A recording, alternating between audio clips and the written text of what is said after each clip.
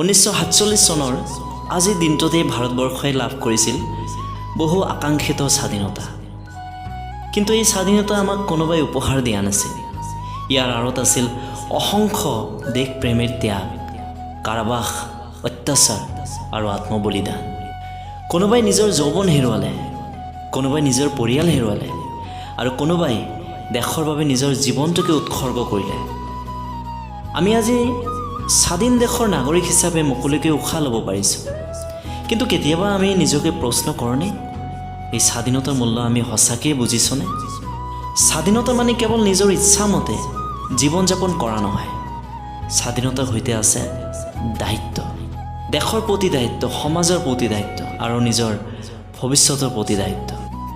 আমি যদি দেশক সঁচাকৈয়ে ভাল পাওঁ, তেন্তে কেৱল 15 আগষ্টৰ দিনটোত পতাকা উত্তোলন কৰিলেই নহ'ব। আমি প্ৰতিদিনে নিজৰ কৰ্মৰ জৰিয়তে দেশক সন্মান কৰিব লাগিব। আমি জাতি, ধৰ্ম, ভাষা আৰু অঞ্চলৰ ভিন্নতা পাহৰি একেলগে আগবাঢ়িব লাগিব। কাৰণ আমাৰ পৰিচয় বহু হ'ব পাৰে, কিন্তু সৰ্বোচ্চ পৰিচয় এটাই, আমি ভাৰতীয়।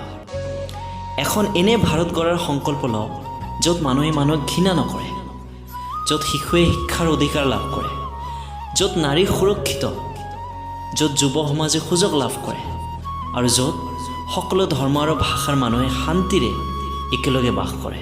দেশপ্ৰেম কেৱল মুখৰ শ্লোগানত নহয়, দেশপ্ৰেম প্ৰকাশ পায় আমাৰ কৰ্মত, আমাৰ সততাত আৰু আমাৰ দায়িত্ববোধত। আহক আজিৰ এই পবিত্ৰ দিনটোত আমি প্ৰতিজ্ঞা কৰোঁ, আমি দেশক ভাল পাম, আমি দেশৰ আইন মানিম, আমি দুৰ্নীতি আৰু অন্যায়ৰ বিৰুদ্ধে থিয় দিম, আমি পৰিৱেশ ৰক্ষা কৰিম আৰু এখন শক্তিশালী, শান্তিপূৰ্ণ আৰু সুন্দৰ ভাৰত গঢ়িবলৈ নিজৰ সামৰ্থ্য অনুসৰি অৱদান আগবঢ়াম। ধন্যবাদ।